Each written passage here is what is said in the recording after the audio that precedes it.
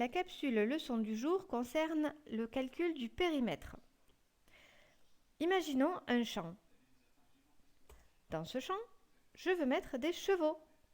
Donc pour ne pas que les chevaux puissent sortir du champ, alors je dois clôturer mon champ, c'est-à-dire mettre des barrières tout autour. Pour cela, je dois savoir de quelle longueur de fil de fer je vais avoir besoin. Je vais donc mesurer tous les côtés de mon champ. Un premier côté, ici, une première longueur, 21 mètres. Deuxième côté, 45 mètres. Troisième côté, 32 mètres.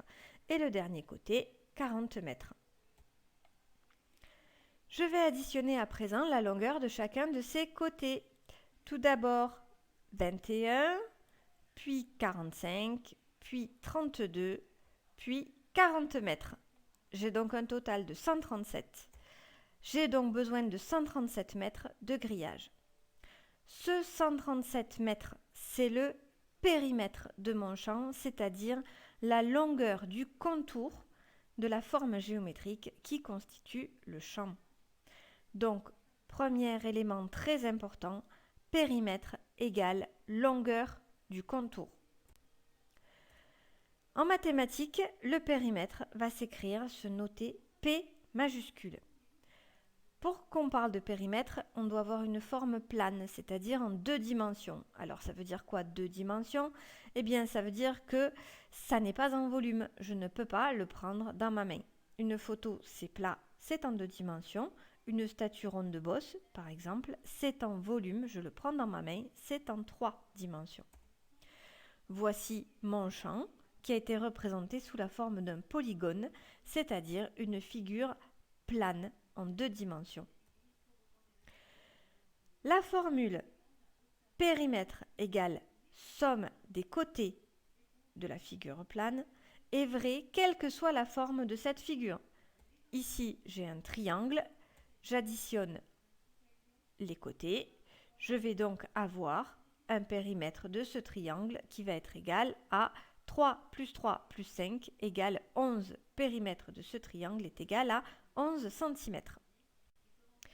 Il y a quelques formules à connaître par cœur. La première, c'est la formule du périmètre du carré. Voici un carré. La grande particularité du carré, c'est d'avoir 4 côtés égaux. Ici, un côté, c'est 3 cm. Donc, le périmètre, ça va être égal à 3, plus 3, plus 3, plus 3. Ce que je peux écrire sous forme 4 fois 3, 3 étant le côté. Donc, le périmètre du carré, de façon générale, et quel que soit le carré, va pouvoir s'écrire périmètre du carré est égal à 4 fois la longueur du côté. Autre formule à connaître par cœur, celle du périmètre du rectangle. Voici un rectangle. Un rectangle a pour particularité d'avoir ses côtés égaux 2 à 2. Les côtés opposés sont égaux. Ici, la largeur est égale à 3 cm, la longueur à 5 cm.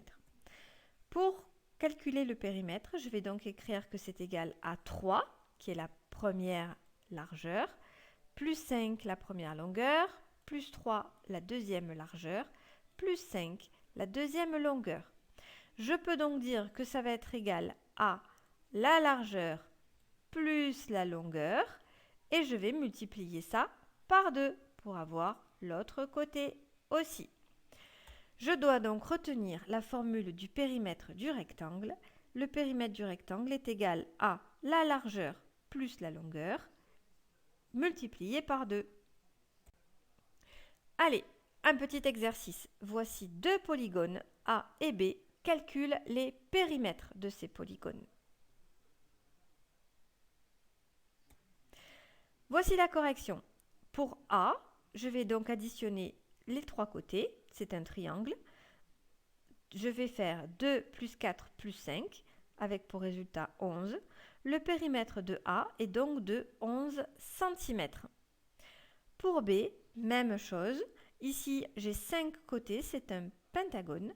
Le périmètre de B est égal à 2 plus 5 plus 4 plus 6 plus 4, c'est égal à 21. Le périmètre de B est donc de 21 mètres.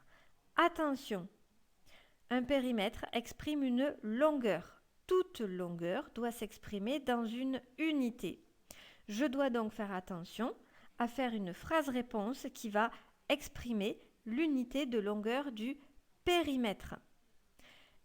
Ici, dans mes deux exemples, j'ai un premier polygone A où la longueur s'exprime en centimètres. Le deuxième, la longueur s'exprime en mètres. Donc, mon triangle, je peux le poser sur la table de ma salle à manger, alors que mon pentagone B, eh bien, c'est peut-être la forme de mon jardin. Apprenez bien, bon courage!